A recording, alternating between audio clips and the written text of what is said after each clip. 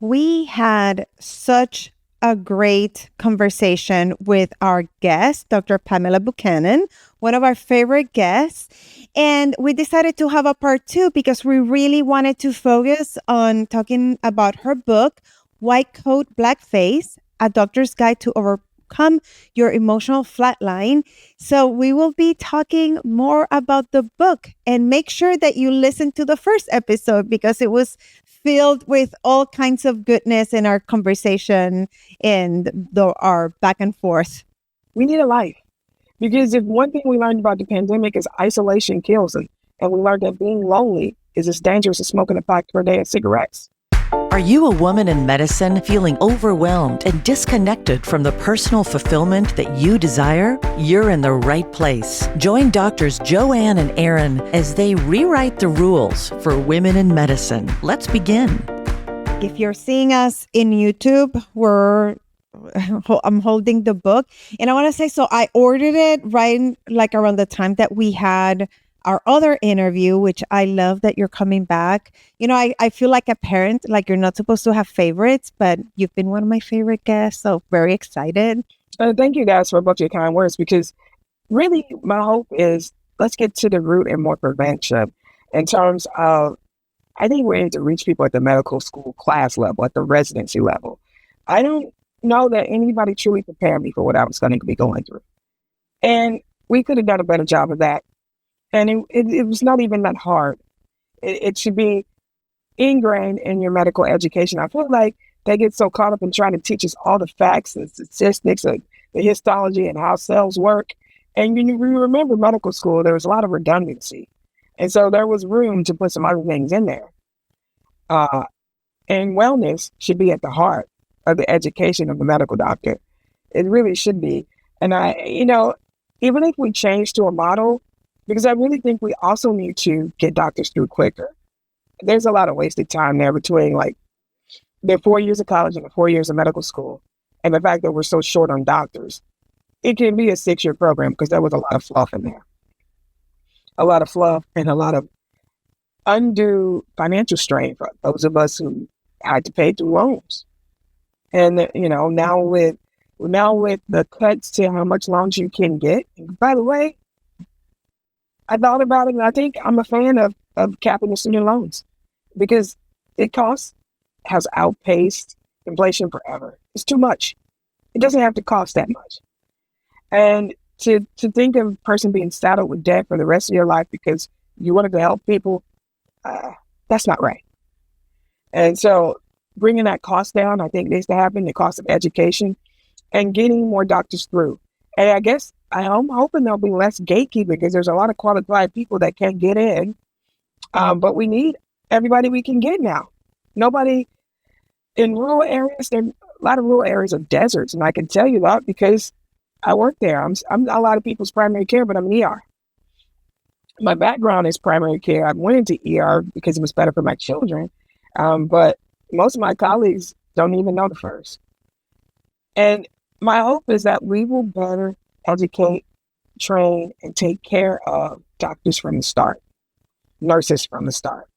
And so when I think about who I would like to read, them, and then from there, the public, because the public has a misconception about doctors. They think that we are rich jerks riding around in Porsches. Not true. Not true. Even doctors that you think make a lot of money, they sacrifice a lot. One of my good friend's husband is a cardiothoracic surgeon. And yes, it's a 7-figure salary. But they hardly see him. He's on call because when you call him, it's somebody who is dying right now. They have a dissecting aneurysm. For anybody who doesn't know, there's a big tube in the middle of your heart, the aorta, it's coming apart. Your blood is going to be spilled everywhere. Somebody has to fix it right away. That's him. If you're a neurosurgeon, somebody's bleeding their brain, somebody needs to fix it right now, that's them. And while there may be a big salary, the trade-off is huge, astronomical. And so understanding the weight and pressure of that, and the fact that you train, even if you started and went straight through, by the time you finish that training, you're mid-30s. You missed all these weddings. You may have missed some important funerals. You've missed I mean, your wife barely knows you. Maybe you're going through troubles and she's not been faithful because you've never been there. All these things is what can happen and what medicine can take from you. And so before you even decide to do this, you need to make an informed decision. You willing to do that? Is it that important to you? I think people misappropriately or inappropriately go into medicine thinking this is going to be a very stable, secure way to make money financially. Yes, it is. Medicine's been good to me financially. But the sacrifices I've had to make, for me, it's worth it because I'm on a purpose-filled mission. And I feel like it is my purpose in life to do this kind of work. And it fulfills me. But if that's not you, this is not what you should be doing. Pamela, I would love for you to share with our listener. You talk about the sacrifices. And when I read the book, the sacrifices you made as an emergency physician during the pandemic and the isolation that you forced upon yourself in order to serve the patients you wanted to serve and also safely support your family. Are you willing to share? Can you share a piece of that so our listener understands, especially for those who aren't physicians? Some of the physicians may have done their similar sacrifices. And yet, as you said, most people don't really understand what it means to truly be a physician. I feel like it's an absolute slap in the face to say things like COVID was a hoax because you weren't there. I was there. Absolutely not a hoax. And when you pull into the parking lot, the stress and anxiety I would feel when I saw that every parking spot was filled, but the doctor parking spots. That let me know that every room was filled, the hallway was filled, the waiting room was filled. And you're only a person. And that made me know that in that day, there's some choices I would make that would make me feel bad. That's called moral injury. There are some people I'd have to decide this one or that one. And I'd have to go through my mind and say, well, this one has a greater chance of living. So me playing God. So that I'll never forget. And I never want to go through that again. And that's supposed to be a once in a lifetime thing. And when we think about, decreasing vaccines, it can become more frequent. And I don't want to go through that. I just this past Saturday, absolute nightmares thinking about that. And I woke up and wrote a post about it on LinkedIn and get a lot of buzz because when COVID was happening, I was so fortunate. I never got sick. Many of my colleagues got sick. Two of them were in the ICU and one of them is still on oxygen for the rest of his life. And, people were down, so they called me, can you come in? And when we, in rural settings, a lot of times you'll work 24-hour shifts because generally speaking, it will be busy during this crunch period of time and go dead at night. But it didn't do that. And it hasn't returned to normal since COVID. So that even our rural ERs are not dead at night anymore. It's always something. And so I was so afraid that I would give COVID to my son who has Crohn's, and so thereby immunocompromised. You ever been afraid that your very breath would kill your kid? That's what I was afraid of. And so I stayed over the garage. I didn't come out. I used the outside fridge. They used the inside fridge. I would get undressed in the mud room, go straight to the shower and decontaminate. Nobody was allowed to use anything I touched. I had cooties, right? Because I thought, I got cooties. And I talked to them through the door. I didn't, come out. They wore a mask. Even when they came to the door, we were so careful. I have friends who did something got campers and put campers in front of their house so they wouldn't see their families at all. And it was stressful. We didn't know in the very beginning what was enough contact, what was too much contact. We didn't know. It was terrifying. My son got Crohn's because we had a family member who did not believe it was a big deal. They came by when I was at work. They had COVID. I found out from another family member because this person was in the hospital. And my son got COVID. I was beside myself. I could hardly function. I couldn't think, just wondering what was going to happen.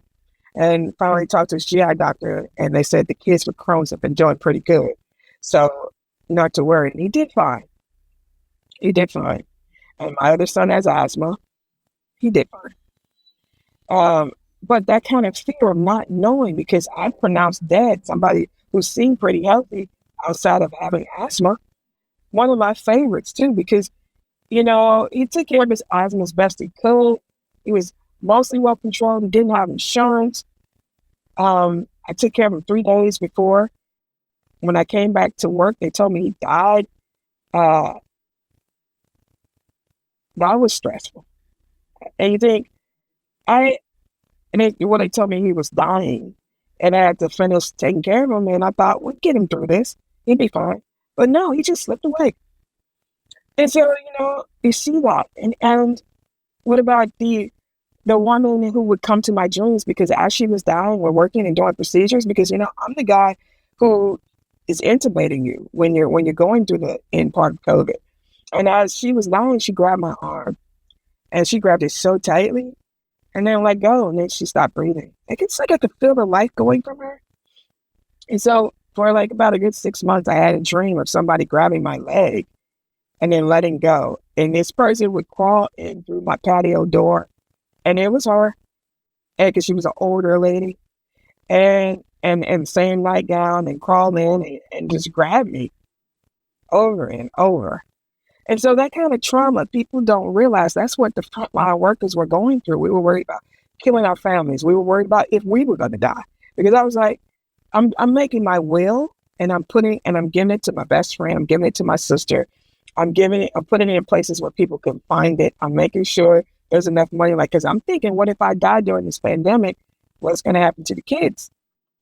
Are they going to be okay? Who's going to take care of them?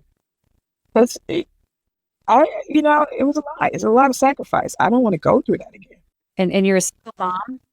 Our listener may not know, if you listen to your prior episode 111, you're not only doing all of that stuff as a single mom, so much more pressure. And I can't even imagine what you were going through. I remember having a similar filter with my mom, who has dementia, and I take care of her. And all my decisions were thinking, of course, about my kids. But then with her, it was like, I'm usually not this exaggerated, but my brain was probably in that same trauma lens of my mom is going to get sick and then she's going to die.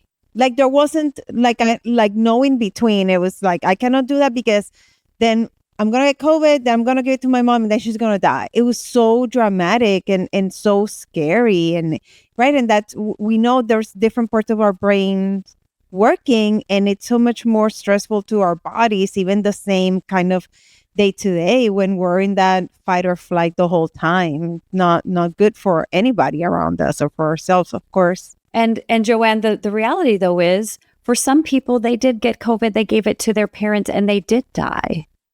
And that, and so your fears were also based in truth. And when I think, how blessed am I? I didn't get long COVID. I know a family where 2 of the family members got COVID, and they were so careful. They had a parent who stayed in the outbuilding and wasn't interacting, and yet 2 of the family members came down with long COVID.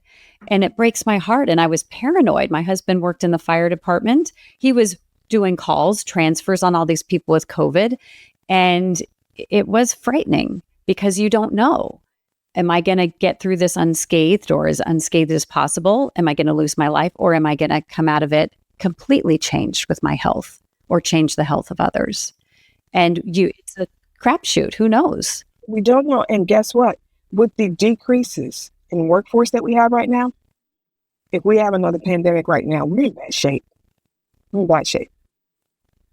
And so we're not equipped. And we gotta get some generalized consensus about what is okay in medicine. We can't have medicine at odds with our government, because people need to know who to believe and who to trust. And when people say, "Oh, there's so much misinformation with the doctors during COVID," guess what? It was a learning curve. Okay, so doing the best that you can when you don't know, when it's uncertain, is what we did. It was a new thing. And so the sacrifices of most of those first line doctors, enormous. Because guess what else happened?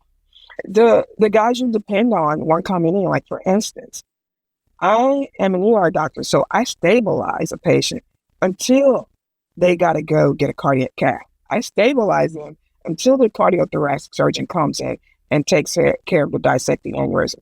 They had the option of not taking call. They were scared. They were like, we don't know what this COVID thing is. We're not coming into the hospital. And so there were patients who were having heart attacks. And we're like, you should be in a cath lab right now. We're going back to tactics, researching what they used to do in the 80s before we did caths often, and giving blood thinners instead of doing a cath. And these people now are walking around with heart failure because we were some of the specialists were afraid to come in, and I don't blame them. I would have been afraid too. But when you're an ER doctor, when you're in the ICU, you don't have that luxury because they were counting on us. And I have a good ER friend who made the decision. Yeah, no, I'm not doing it. He had small children, and he made a completely different career. He just decided, I'm not going to risk it. I don't blame him.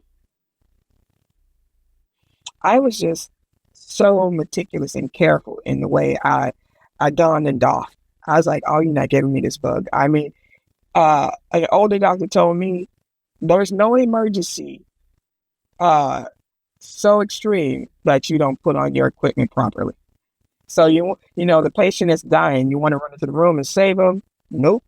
Slowly put on your materials the way they're supposed to be put on, and then go into the room. That's great advice and symbolic as well for the topics that we talk about of how we started the conversation of taking care of ourselves first and making sure that, right, like that phrase of put your oxygen mask on first, and quite literal also then before taking care of patients, because if we're not well, right, and then what good are we if we're not well overall, whether it's physically not getting ill or then in other things that we talk about in terms of our mental and emotional well-being as well. Exactly. And that was the beginning of me.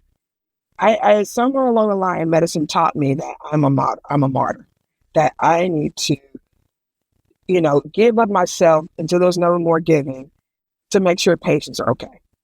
And that's how I felt all the way up until the pandemic, until I literally lost myself and didn't want to be on this earth anymore. And I was like, I need to flip that. And the whole paradigm needs to be flipped. Take care of myself first, and then I'm better for my patients. And so when I take care of me, satisfaction scores are great. If the patients are like, great experience, of course, because I'm walking in wellness. And so we'll soon get data of what hospital systems who actually have wellness programs. I bet they have a happier, healthier work group and probably better patient satisfaction. I have a question that comes to mind when in hearing you, because you used all this experience, all that you went through, all that you learned, and had the courage to say, I'm going to put this in a book and hope that it serves in more ways. And right, like we talked about it again, I'm going to show it again for YouTube audience, white coat, black face.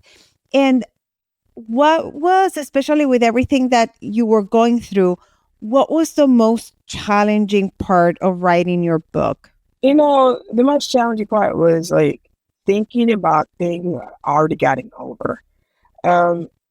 It was difficult working I'm in the middle of the country, it's a red state.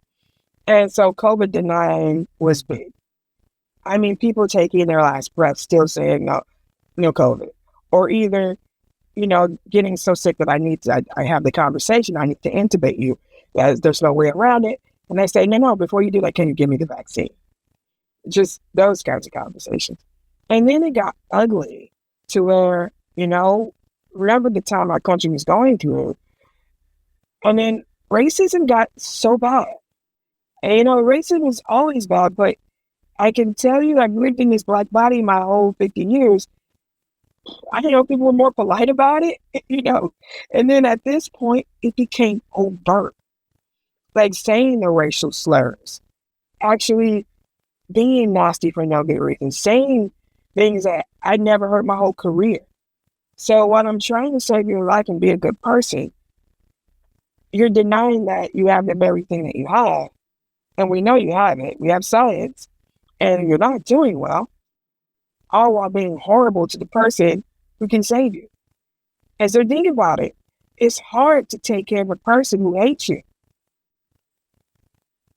But I did it anyway. I learned, to put it aside over and over on multiple occasions. These were not one-offs. Again, I can only imagine. And in the emergency room, when there's little time or space to process those thoughts or those emotions, my goodness. It's probably right why I wrote the book, cathartic, because the pandemic raged on for a couple of years before it got to a manageable state. By manageable, I mean, most of these people need to be in the hospital, but they're sitting down in the ER for days, sometimes a whole week, waiting to be put up into the hospital room. And then we're just we're jerry rigging stuff. Like we're putting them together with bubble gum and shoot and tape, just making something out of nothing, because this is not what we do. So we're becoming innovative and inventive, which is, it's a thing that ER doctors can do, because most of us have ADHD and we're ones who fidget.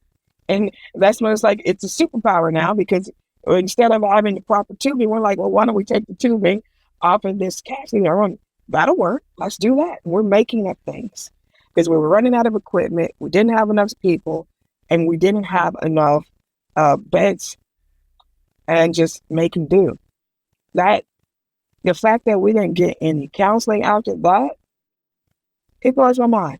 And you've shared about burnout. You've shared openly that you had very significant suicidal thoughts during the pandemic, and which to me makes sense with all the trauma you were experiencing at work. And then as you shared, racism, sexism, disrespect when you're saving people's lives, and then the isolation you were going through because you selected to be away from your kids to protect them from getting the illness. And what would your primary recommendation be? And maybe physicians aren't experiencing, or our listener isn't experiencing that amount of trauma. What do you think the biggest change was for you that allowed you to pivot from feeling suicidal, having, tons of PTSD, again, rightly so? What would be the one thing that someone could do to pivot out of feeling that way? One thing my therapist told me is that she gave me permission to feel my feelings. So when you're an ER doctor, you kind of you try not to feel, because it seems protective. If you felt everything from room to room to room, that'd be a lot. But she says, feel your feelings, and gave me tools to deal with them so that I didn't bear the weight of feeling those feelings. So I encourage people to, if you're going to be in medicine, you may as well just find a therapist right now. You really should. No jokes, because it's difficult. If it's not difficult today, it will be difficult another day. And so at this point, maybe you need to check in just once every month or other month, until the point where you need to check in every week. All right. Either a therapist or a peer coach. And, a physician coach understands intimately what you're going through, because the training is like no other. There's no other training like ours. Not lawyers, not engineers, not any other professional. All right. The expectation is enormous. And I don't know why, because we're humans. We're not robots. I can recall a patient, I had a knee replacement. So I was out for 3 months, and patients noticed. And I told the patient, oh, well, I was recovering. And then they say, wow, I didn't think of doctors as ever getting sick. What? I didn't think of doctors as ever getting sick. I've also had patients say, well, my OB, not my OB, but my primary care is out. I couldn't see them. And they're angry. And I'm like, well, they're out because they just had a baby, They got to take some time. But that kind of thing. We're humans. And I really think we need to get administration and even the public to understand we're human. And so And that starts with us taking off that cape, not being a martyr. You're not a superhero. The stuff you see on TV is not the thing of real life. And be a person. Let's put humanity back in medicine. Let's be humans first. And Pam, with everything that you went through, and I imagine because of, I love the word catharsis, I cannot pronounce it well. But having a hopefully widening the perspective, what, how did it change in terms of like your perspective on healthcare overall while writing this book? I realized that for the first time, I realized that in general, the administration viewed me as a thing to get a thing done, not as a person with family, with heart, with feelings. And so that's why I choose to drive an hour and a half away from my home to work in a rural hospital, because they treat me like a human. In this particular environment, the nurses know your name. The administration knows your name. They know that my son plays varsity soccer. They know that, oh, you got the big game against PR this weekend. Good luck. I'm like, what are you doing? Stalking me? No, they're just listening. They're just being humans, like we used to do. And they take note. The CEO, I'm in the cafeteria, like, hey, Pam, how do you know me? Well, I know all the doctors. I make it a point. You don't see that. And so when I teach in workshops, I'm like, that's the biggest thing I've learned, is that treating people like humans is what's important. And that's when I use that framework of the humanity framework. Is like, you really need to listen to people, see what's important to them. And I think if we focus on keeping our workforce in healthcare happy and healthy and mentally well adjusted, then that trickles down to the patients. I think our patients get better care. I feel like they come to the hospital less. So at our particular hospital, we've been employing this, and we've had a slowdown. Like, people aren't coming in as much, which is a good thing, because we want them to go see their primary care. And it's all because our workforce is generally happy. And we're paid less than you could make if you went a town over to the big hospital. But we choose this because we're treated better. I love that. I've shared it in our podcast that very recently I made a huge decision in transitioning out of the institution that I've been working at for only 18 years. And I'll be starting my private practice. And actually, this just literally a couple of days ago was my last day. And I was reflecting back, and because I like to reframe anything negative. And the way I think about it is that I was very lucky for many, many years. And then a few things changed. And one of the things, and again, the place I work at, it's not bad at all in comparison to other things that I've heard. And if I was in a specialty where I needed to be in an institution, I wouldn't necessarily mind staying there. So I like to say that out loud and to put that energy out in the universe as well. I'm lucky that as a psychiatrist, I can do a lot with very little overhead and very little assistance. But one of the things that I think affected me the most was missing exactly what you're saying. Like, at some point, I don't know if it was because of the size or the people that were around me, but I felt that they knew me individually and that there was a more genuine care. And I feel, and again, this is my perspective, I feel that I lost the trust. Like, I didn't feel like anyone had my back, that it was almost the opposite, that it, like they almost knew too much about me, and it felt like some of it was used against me. And again, my perspective.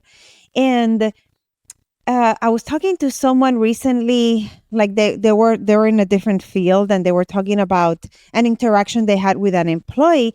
And I was like, that's great that your employee can go to you as their boss and tell you what they're going through, and ask for help and give you feedback, and that they feel comfortable enough and trusting enough. Because I feel like if I had been able to keep that, I don't know that I wouldn't necessarily made the big decision, even though I'm very excited about the things that I'm going to create moving forward. But anyways, long story here, but that's kind of what I'm hearing you say as well, of the decisions that you've made because you feel that there's people who genuinely care and that you can trust, and that you see that down how it affects the staff and then patient care. I mean, that's the formula that we should all be following in medicine, and in my views of the world, of what's important to me. I've worked in a lot of different places over the last 20 years because I've always been a person, I've had such extreme mistrust of the system that I've always had appointments at multiple hospitals at the same time in case something happens, And so I'll have my main job and then I moonlight. I've always lived it like that my whole 20 years. Right now, this is the first time in my life where I'm only on appointment at this hospital. And the reason being is this hospital knows they're in a financial crunch and they can't afford turnover. Before I came on, they hardly ever had their schedule covered fully. And when I noticed what the nurses were doing with the nursing staff, and the nurses were so happy at this point, the ER staff wasn't that happy. I was like, we need to do the same with the doctors. The same. And we've had the same group now for about 2 years. No turnover, just staying, because we rally around each other. For instance, one of the doctors had to have back surgery. No problem. We got together as a group. The administration didn't have to tell us, such as has to have back surgery. We need to cover him. And he's going to try to come back too soon. Let's not let him. And this is what we're going to do. I don't normally work that much, but I'm going to pitch in. And that's how we settled that issue.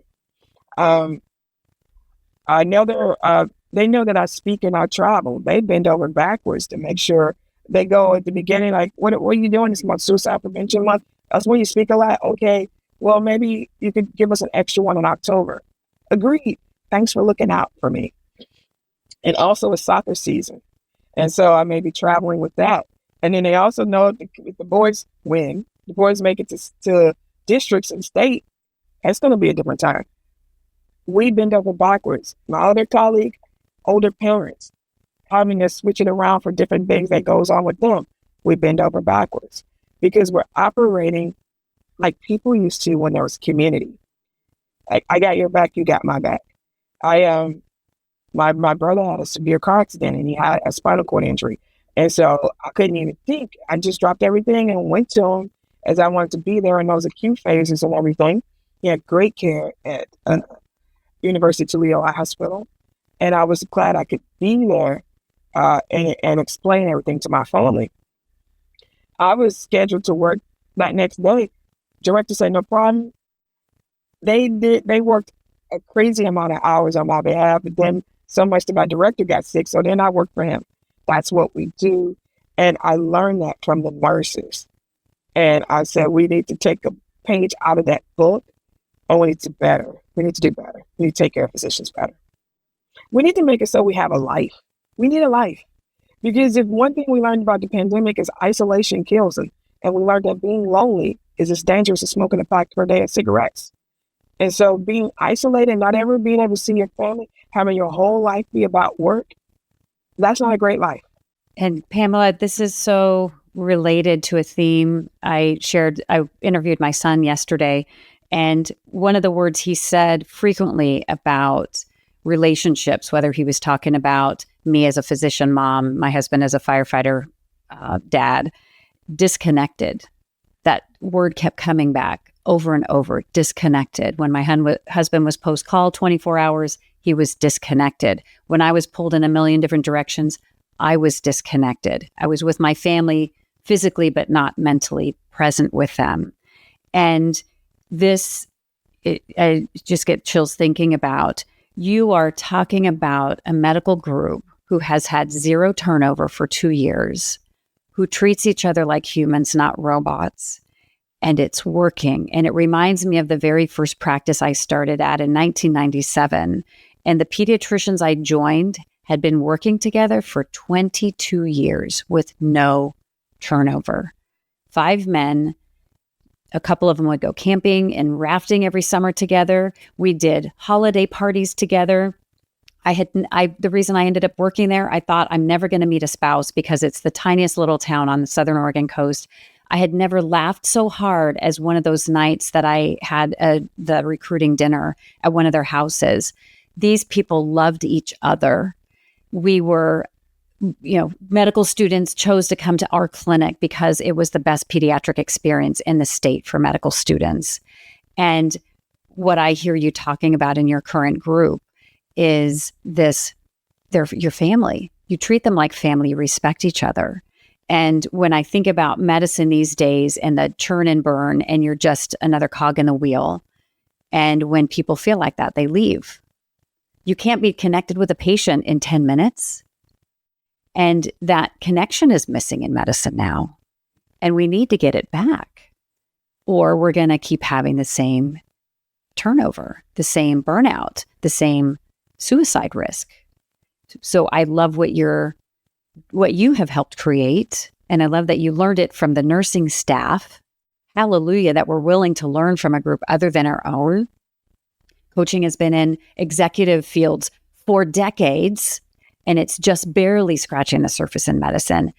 I get so frustrated because I'm like, medicine, you are such strong, independent, very smart people, and you're not reading any of the research that is going to keep medicine sustainable.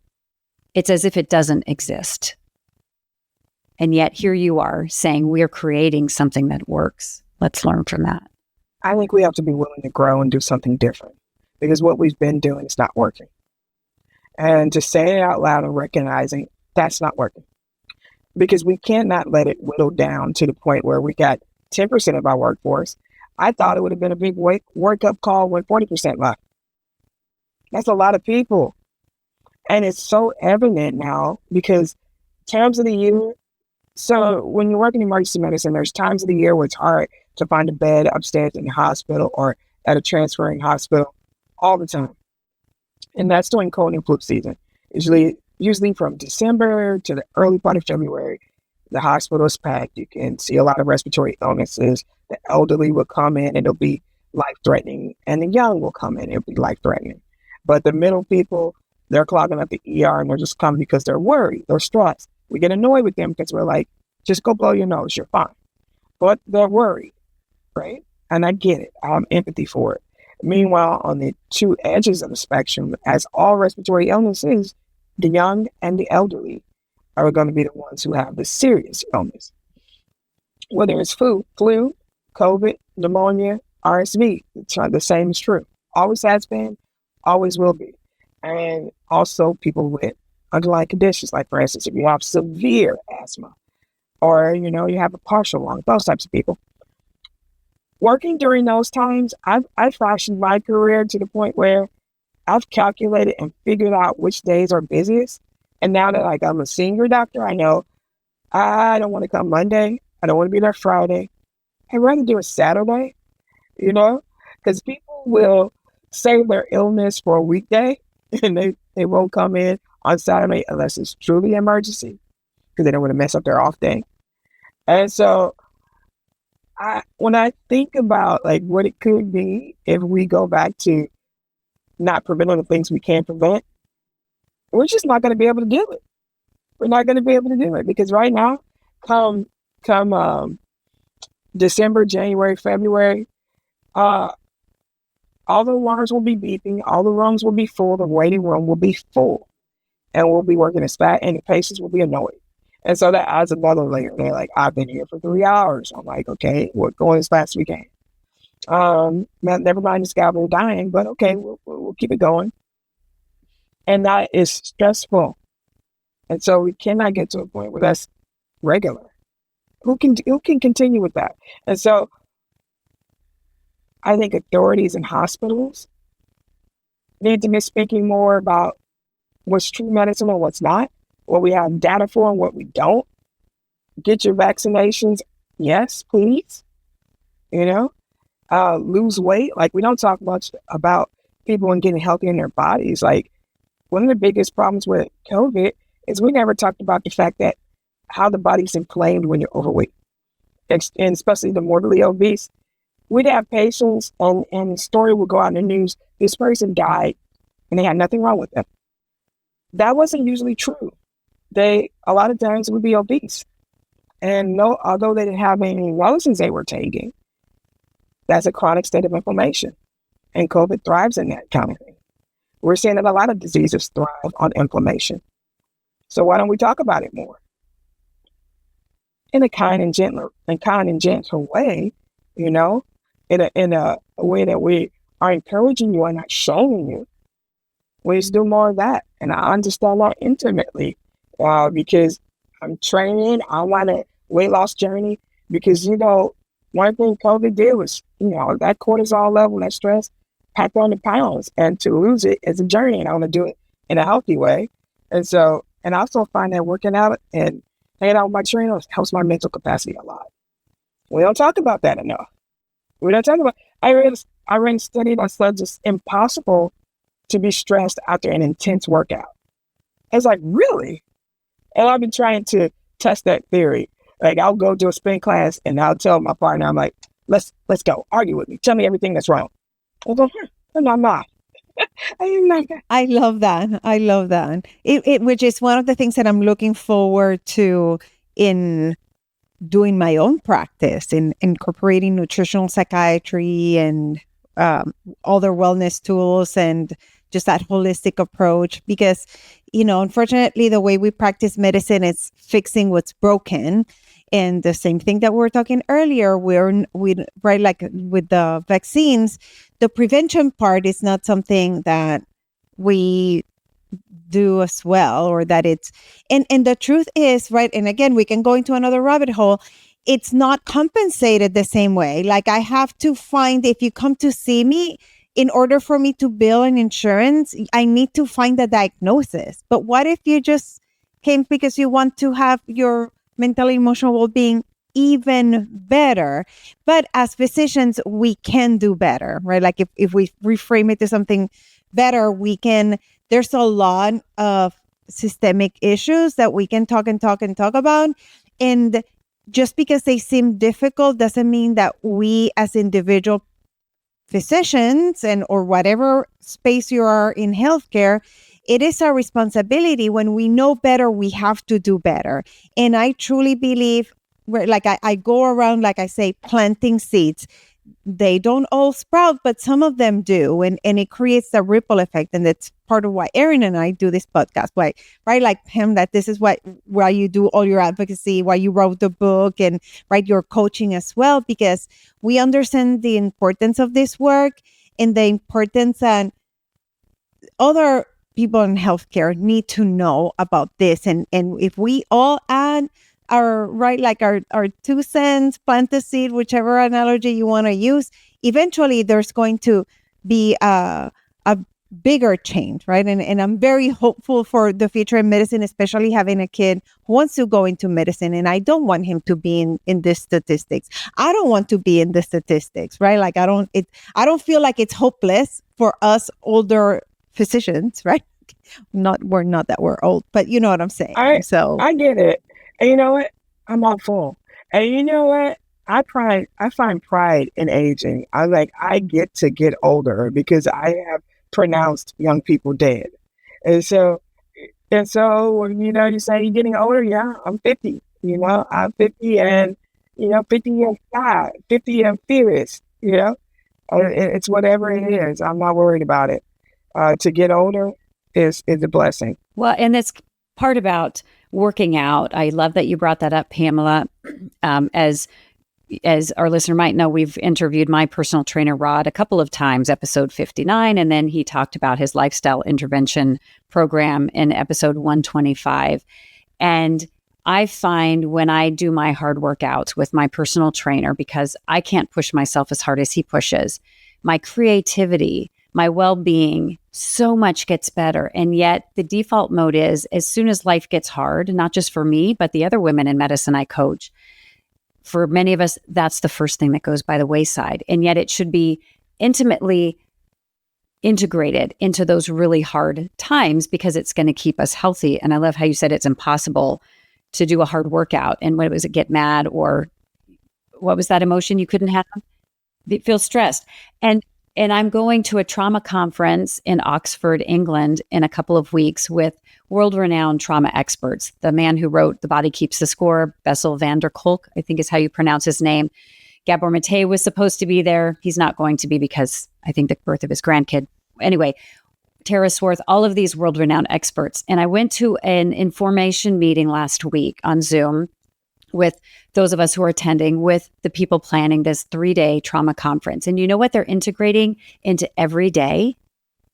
Movement, yoga, movement. At the end, they have a gala, and you know what they do? They have a dance party. And the reason I signed up for this workshop was because I saw a video of 2 renowned trauma experts, neuroscience experts, Bessel van der Kolk and Dr. Daniel Siegel, dancing at this gala because they know they need to work out the energy of all this trauma. And I thought, okay, Erin, this is your sign. This is not your forte. And that's why I'm such good friends with my trainer, Rod Stanley. He's like my right-hand guy to keep me healthy. And I've fallen off the wayside. I'm like, you got to get back into shape. You got to get back to training with Rod weekly because it is vital. And then I need to role model better for my clients because they're struggling with that. And yet we need to have it easy to work out at our clinics.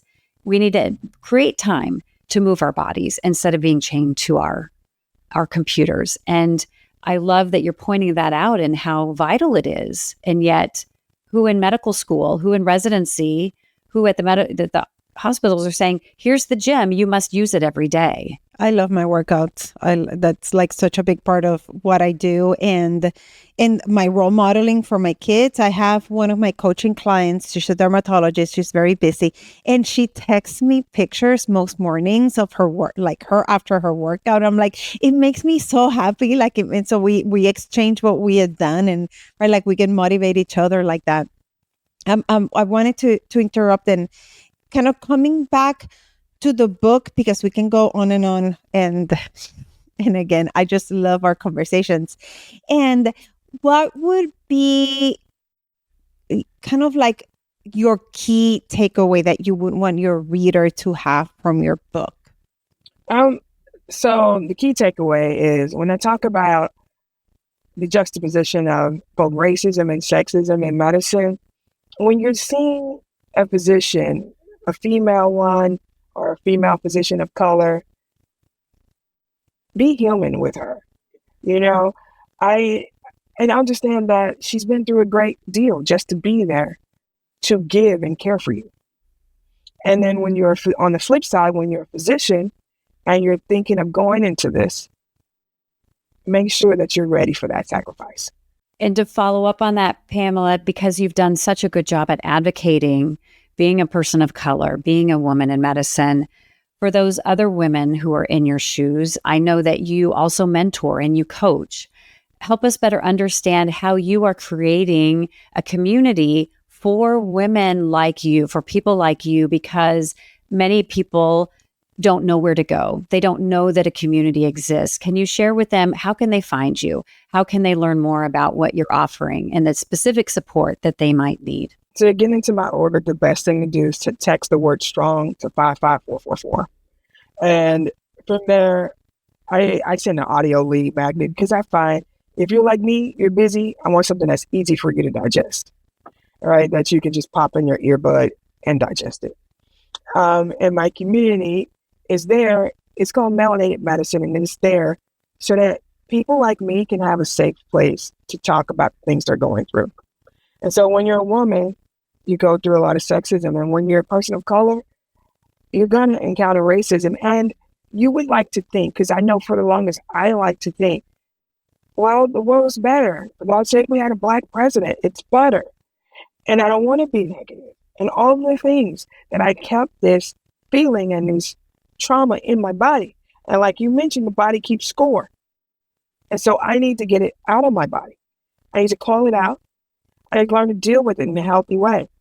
And so you need to be around people who are like-minded. People who know, hey, I went through the same thing. And yes, they made claims against me, and the medical board did do some things that I kind of feel like if I wasn't a woman, this wouldn't happen. I've heard that story a lot. Or I came back from my maternity leave early because I was afraid to lose my job, only to still get punished. I thought that was illegal. Or my hospital is not supporting me, and then this patient that is a racist patient and mean and horrible and just tormenting me keeps coming, and he's my private practice patient, and he keeps coming just to be mean to me. Can I dismiss this patient, have him see someone else, and the hospital's not supporting you? Those are the kinds of stories I hear from people in my community, right? And I'm realizing more and more we need to lean on each other. We need to be supportive of one another. And that's why I say that I'm building that. I'm building what I wish I would have had. And the specifics, is that involve coaching as well? Because you've shared about the power of coaching, which so many physicians don't even have any clue. And so what kind of, for somebody who has no idea what they might get out of it, can you share some of the bullet points about that so they have an idea? Well, I guess it might. So for one, if you understand, it's like you have to be in it to understand it. But when you're an African-American physician, most of us are the first. Most of us are saddled with debt. Most of us are just treading water. We are trying to pay off these loans and work as much as possible because we're taking care of ourselves. We're probably taking care of aging parents. And there's probably not even much to live the quintessential lifestyle that you thought you were going to be living as a doctor. Like you're making six figures, multiple six figures, and it feels like you work at the electric company. It feels like you make $50,000 a year. And there's the stress of that. And so, yes, coaching, peer mentoring, like a place where you can get together and meet each other and learn and share resources. And then once a month, I'll do a workshop that relates to things that we go through. And is it for men and women? Just women. Just women. Okay. I get asked that. I mean, I think I'm going to have to train a man, but for women, we go through sexism and racism. And I feel like if there were a man in the group, people wouldn't feel free to talk about it. Pamela, you have shared with our audience so much valuable information. And to loop back around to the theme behind our podcast, creating meaning in medicine, rewriting the rules for women physicians, what would you share with our audience how you are rewriting the rules? So I'm rewriting the rules by operating in my own purpose. I think it's important that everyone figure out what your purpose is. And it's not woo-woo. There's actually a site, the Purpose Factor Assessment. You'll take that and then operate in what you, like your purpose is the best of what you have to serve others. So operate in that. Number two, take care of yourself first. Your mind, your body, your spirit. Make sure you're drinking water. You're working out. Make sure you're spending time with people you love. If you're a spiritual person, yet you're worshiping, taking care of you first. You'd be so much better at being a doctor, a parent, a friend, a spouse. All right. And those are like the two key takeaways. And then that we all realize you are not superhero at all. You are not Iron Man. You're not Wonder Woman. You're not, I'm a big Marvel fan. You are not, you're just a person who is smart and you're a doctor. So come back to reality and realize that and take care of yourself as a person. Practice what you preach, what you tell your patients to do for yourself. Wow. I love that. And once again, for our listener, Dr. Pamela Buchanan, author of White Coat, Black Face. And where can our listener find you to connect, to follow, and learn more about you? I'm most active on LinkedIn. And when you text the word strong to 55444, then you get my newsletter and on my email list. Okay. And if you're not following Dr. Pamela Buchanan on LinkedIn, you should do so. I learn every day from her posts and have benefited so greatly just in the short few months that I've known her. And again, the book White Coat, Black Face is available on Amazon. Is there other places that they can find it? Amazon is the best place. Okay, excellent. Go get that book. Go follow Dr. Pamela Buchanan on LinkedIn. And with that, stay tuned because our next episode is coming right up. Do you want exclusive resources and the opportunity to connect with us? Then visit createmeaninginmedicine.com now, where you'll dive deeper into how you can create meaning in medicine. And if you're serious about optimizing your results, take 2 quick steps now. Connect with us on the website and tune in to the next episode.